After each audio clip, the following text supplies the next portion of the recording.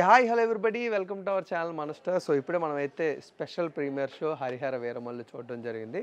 And ఒక I feast, ఎందుకంటే ఎవరైతే పవన్ కళ్యాణ్ గారి ఫ్యాన్స్ 5 ఏళ్ళుగా హరిహర వీరమల్లు మీద ఎక్స్పెక్టేషన్స్ పెట్టుకున్నారో వాళ్ళందరికీ కూడా ఒక ఐ ఫీస్ట్ సినిమాని మీరు అందరూ కూడా థియేటర్లో ఎక్స్పీరియన్స్ అయిపోతున్నారు.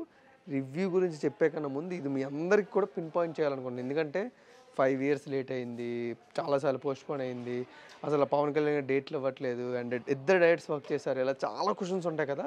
వాటన్నిటికీ ఆన్సర్ మీకు సినిమా చూసినప్పుడు దొరుకుతుంది. అండ్ అలాంటి ఒక గ్రాండియర్ ఫిల్మ్ని ఏఎం రత్నం గారు మన ముందు తీసుకొచ్చారు. ఆయన పెట్టిన ఖర్చు అంతా కూడా ప్రతి రూపాయి కూడా మీకు స్క్రీన్ మీద కనబడుతుంది. అండ్ మీరు అందరూ కూడా దాన్ని ఎంజాయ్ చేస్తారు. ఎందుకు ఎంత ఇన్వెస్ట్మెంట్ పెట్టారో ఆ ప్రతి ఫ్రేమ్ మీకు కనబడుతుంటుంది.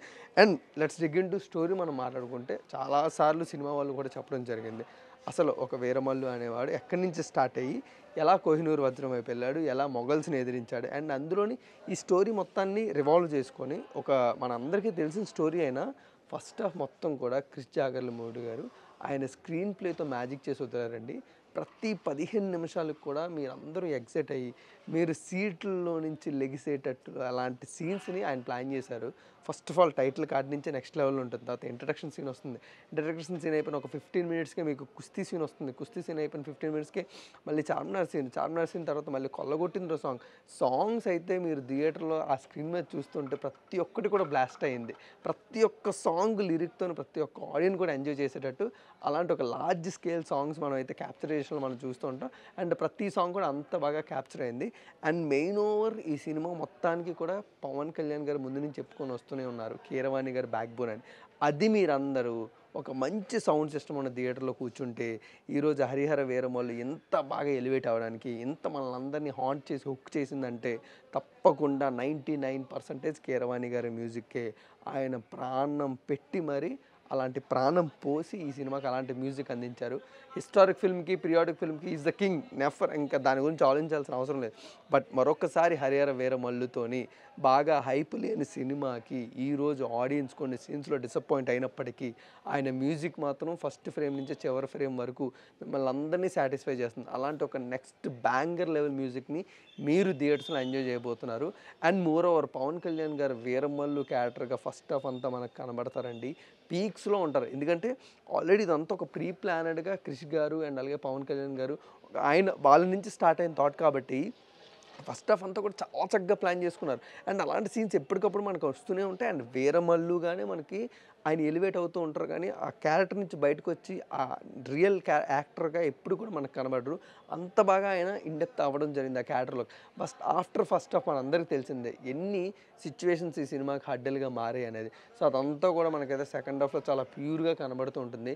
మోర్ ఓవర్ ఆ రియల్ లొకేషన్స్ మనకి ఎక్కువ కనబడకపోవడం, ఆ లో విఎఫ్ఎక్స్ కొంచెం కనబడడం, అండ్ అదే కాకుండా కొంచెం స్టోరీని కూడా కొంచెం ఫాస్ట్గా కంప్లీట్ చేయాలనుకోవడం. సో ఇవన్నీ కూడా మనకైతే సెకండ్ హాఫ్లో కనబడుతూ ఉంటాయి. బట్ ఫస్ట్ హాఫ్ మీ అందరికీ పే ఆఫ్ చేస్తుంది.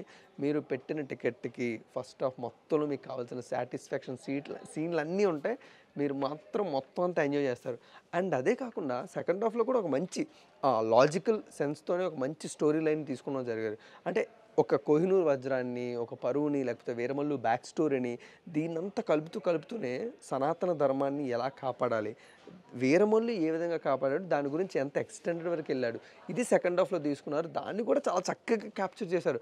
బట్ మోర్ ఓవర్ ఆ స్టోరీకి కానీ ఆ సీన్స్కి కానీ మనం కనెక్ట్ అవుతూ ఉంటాం. కానీ బట్ బ్యాక్గ్రౌండ్లో వచ్చే లొకేషన్స్ కానీ లేకపోతే గ్రీన్ విఎఫ్ఎక్స్ మ్యాట్ ఎక్కువగా వాడారని అండ్ అవన్నీ మనకు తెలిసిపోతుంటుంది. అండ్ కంటిన్యూస్ షాట్స్ మనకు అందరికీ తెలుసు. ఇంకవన్నీ కూడా ఇల్లాజికల్ కాకపోయినా ఒక సనాతన ధర్మం స్టోరీని మనకు అందరికీ చాలా బాగా ఎలివేట్ చేస్తూ ఒక వీరమల్లు అనేవాడు నీతి మీద, లేకపోతే నిజం గురించి, నిజాయితీ గురించి, లేకపోతే ఆయన ఎగ్జిస్టెన్స్ గురించి, హిందూ తత్వం గురించి, సనాతన ధర్మం గురించి ఎలా పోరాడాడు అనేది అయితే ఫస్ట్ ఫ్రేమ్ నుంచి చివరి ఫ్రేమ్ వరకు మనకు కనబడుతూనే ఉంటుంది.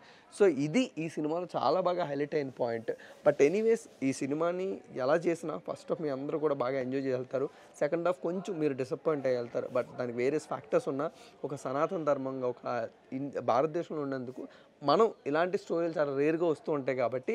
అండ్ మరొకసారి మనందరికీ చిన్నగా గిల్లి పవన్ కళ్యాణ్ గారు అలాంటి మళ్ళీ ఒక మనందరికీ గుర్తు చేశారు సనాతన ధర్మాన్ని ఎలా కాపాడుకోవాలి, మనం దాని గురించి ఎలా ప్రొటెస్ట్ చేయాలి, ఎలా ఫైట్ చేయాలి అనేది మరొకసారి మనకు చూపించారు. అండ్ అందులో పీరియాడిక్ ఫిల్మ్ అవ్వడం వల్ల ఇది ఎంత లేట్ అయినా కూడా నో ప్రాబ్లం అండి. బట్ మెయిన్గా ఏంటంటే if in case Pawan Kalyan garu ఈ సినిమా తర్వాత పాలిటిక్స్లో ఫుల్ ఆన్ అయి ఉండుంటే ఈరోజు హరిహర వీరమల్లు మరొక బిగ్ రేంజ్ ఆఫ్ బాహుబలి లేకపోతే మనం ఒక పీరియాడిక్ ఫిల్మ్లో ఒక బెంచ్ మార్క్ సెట్ చేసింది అనుకోవచ్చు అంటారు కదా.